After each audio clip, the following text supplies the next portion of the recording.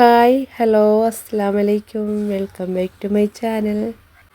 ഇന്ന് ഞാൻ വന്നിരിക്കുന്നത് നോമ്പ് തുറക്കുന്ന സമയത്ത് തയ്യാറാക്കാൻ പറ്റിയ നല്ലൊരു ക്യാബേജ് പക്കോടയുടെ റെസിപ്പിയുമായിട്ടാണ്. വളരെ കുറച്ച് ചേരുവകൾ കൊണ്ട് എളുപ്പത്തിൽ തയ്യാറാക്കാൻ പറ്റിയ നല്ല ടേസ്റ്റി ആയിട്ടുള്ളൊരു സ്നാക്സാണ്. അപ്പോൾ നമുക്കിതെങ്ങനെയാണ് തയ്യാറാക്കിയെടുക്കുന്നതെന്ന് കാണാം. അതിനായിട്ടൊരു പാത്രത്തിലേക്ക് ഒരു കാൽഭാഗത്തോളം ക്യാബേജ് നന്നായി കഴുകിയതിന് ശേഷം ഇതുപോലൊന്ന് അരിഞ്ഞെടുത്തിട്ടുണ്ട്. അത് നമുക്കിതിലേക്ക് ഇട്ട് കൊടുക്കാം. ഇനി ഒരു മീഡിയം സൈസിലുള്ളൊരു സവോള നീളത്തിൽ കട്ട് ചെയ്തത് ഇതിലേക്ക് ഇട്ട് കൊടുക്കാം. ഇനി ഒരു ചെറിയ കഷ്ണം ഇഞ്ചി ചെറുതായി അരിഞ്ഞതും ഒരു ചെറിയ പച്ചമുളക് അരിഞ്ഞതും കൂടി ഇതിലേക്ക് ഇട്ട് കൊടുക്കാം. വേണമെങ്കിൽ കുറച്ച് വേപ്പിലയും കൂടി ഇതിലേക്ക് ചേർത്ത് കൊടുക്കാം. ഇനി വേണ്ടത് ഒരു കപ്പ് കടലമാവാണ്. അത് നമുക്കിതിലേക്ക് ഇട്ട് കൊടുക്കാം. അതിൻ്റെ കൂടെ ഒരു അര കപ്പ് മൈദയും കൂടെ ഇട്ട് കൊടുക്കാം.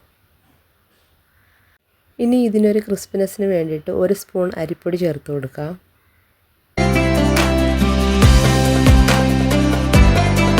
ഇനി നമുക്കിതിലേക്ക് ആവശ്യമായിട്ടുള്ള ഉപ്പും കൂടി ചേർത്ത് കൊടുക്കാം. ഇനി ഇതിലേക്ക് വേണ്ടത് ഒരു 1/4 ടീസ്പൂണോളം മഞ്ഞൾപ്പൊടിയാണ്. അത് നമുക്കിതിലേക്ക് ഇട്ട് കൊടുക്കാം. അര ടീസ്പൂണോളം പിരിയമുളകിൻ്റെ പൊടിയും ഒരു 1/4 ടീസ്പൂണോളം ഗരം മസാലപ്പൊടിയും കൂടെ ചേർത്ത് കൊടുക്കാം.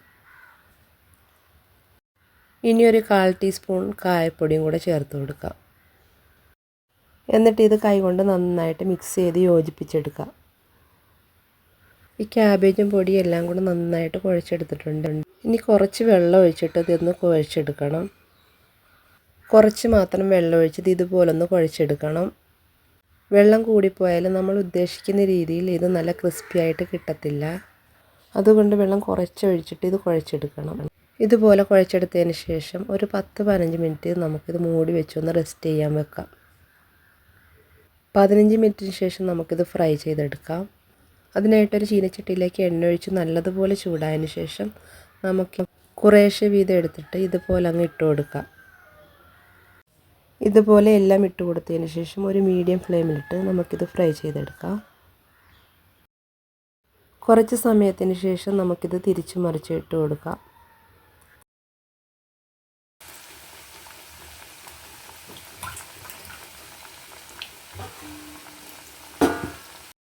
ഇപ്പോൾ ഇതിൻ്റെ കളറിനൊന്ന് ചേഞ്ചായിട്ട് വന്നിട്ടുണ്ട്.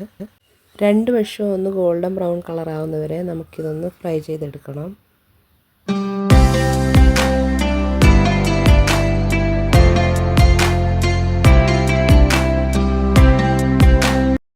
ഇതൊരു ഗോൾഡൻ ബ്രൗൺ കളറായി വന്നിട്ടുണ്ടെങ്കിൽ നമുക്ക് എണ്ണയിൽ നിന്നും കോരി മാറ്റാം. ബാക്കിയുള്ളതും കൂടെ ഇതുപോലെ ഫ്രൈ ചെയ്തെടുക്കാം. കുറഞ്ഞ ചേരുവകൾ കൊണ്ട് വളരെ പെട്ടെന്ന് തയ്യാറാക്കിയെടുക്കാൻ പറ്റിയ നല്ല ക്രിസ്പിയും ടേസ്റ്റിയുമായിട്ടുള്ളൊരു പക്കവടയാണ്. അപ്പോൾ ഇതുവരെയും ട്രൈ ചെയ്ത് നോക്കാത്തവരൊന്ന് ട്രൈ ചെയ്ത് നോക്കുക. അപ്പോൾ ഇൻഷാ അല്ലാഹ് പുതിയൊരു വീഡിയോ ആയിട്ട് വീണ്ടും കാണാം. Thank you for watching.